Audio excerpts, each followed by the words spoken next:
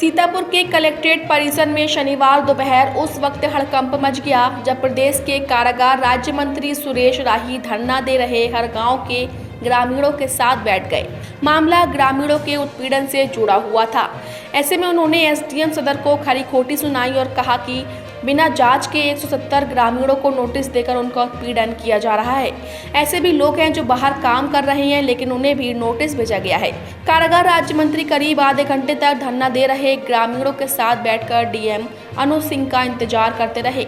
बाद में डीएम के कलेक्ट्रेट परिसर में पहुंचने के बाद किसी तरह से स्थितियां सामान्य की जा सकी। आपको बता दें, बीते दिनों हर गाँव इलाके के पिपरा घूरी में गौशाला को लेकर दो पक्षों में विवाद और बाबा साहब की मूर्ति तोड़े जाने समेत अन्य मामलों में एसडीएम सदर ने 170 ग्रामीणों को नोटिस जारी किया है।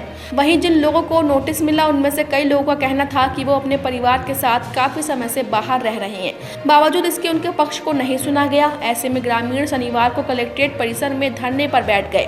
चूँकि कारागार राज्य मंत्री सुरेश राही उसी विधानसभा क्षेत्र से जुड़े हुए हैं, इसलिए खबर पाकर वो भी कलेक्ट्रेट पहुँच गए और देर रात तक धरना देने वाले ग्रामीणों के साथ बैठे रहे। जो गौशाला था वहाँ की गाय वगैरह वो प्रधान जो था रात को छोड़ देता था, तो गाँव वालों ने शिकायत की कि गाय को रात में छोड़ो। उसको लेकर विवाद हुआ।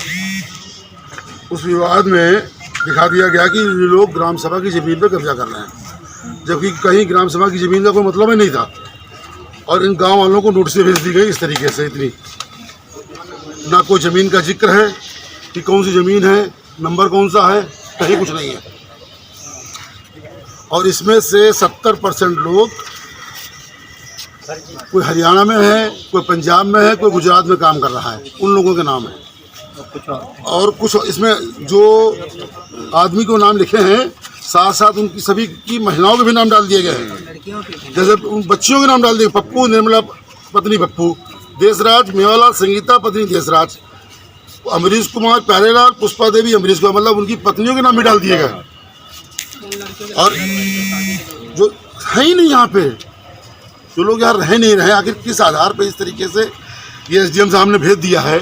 और उसके बाद एक घटना होती है, अंबेडकर जी की मूर्ति तोड़ दी जाती है। उसमें मैंने बताया था कि इस तरीके से लोगों ने एक घटना की होगी, कोई जांच नहीं की गई, कोई कुछ नहीं किया, सारी लिपापोती हो गई और निर्दोष गाँव वालों को फंसा दिया गया। अब इतने लोगों को एक साथ जमानत कराने के लिए बोल दिया गया, कहाँ से कराएंगे लोग? कौन सी ज़मीन ग्राम सभा की ज़मीन में कब्जा कर रखा है? क्या अधिकारियों ने कोई जांच नहीं की कि कोई वहाँ ज़मीन है या भी नहीं है? बिना जांच किए ग्राम सभा की ज़मीन दिखा के इन लोगों को नोटिस भेज दी, जबकि प्रधान स्वयं 84 बीघे ग्राम सभा की ज़मीन में कब्जा किए बैठा हुआ है, उसे कोई नोटिस नहीं दी गई। और उसको और तो और उसको सुरक्षा दे दी गई, दो पुलिस वाले दे दिए गए। कितने लोगों को नोटिस दी गई है? लगभग 170 लोगों को नोटिस दी गई है। लेकिन इस तरीके से निर्दोष लोगों को परेशान किया जाएगा, ये उचित नहीं है। अधिकारी लोग मनमानी कर रहे हैं इस समय, और जिन पे मुकदमा लिखा हुआ है अभी तक गिरफ्तारी तक नहीं कराई किसी की है। आधे और उसको सुरक्षा दे दी गई, पुलिस वालों ने दे रखी है। क्या मांग करते हैं? मांग क्या है? बस जांच की जाए और जो दोषी है उनको गिरफ्तार किया जाए और ये वापस ली जाए, नोटिस वापस ली जाए।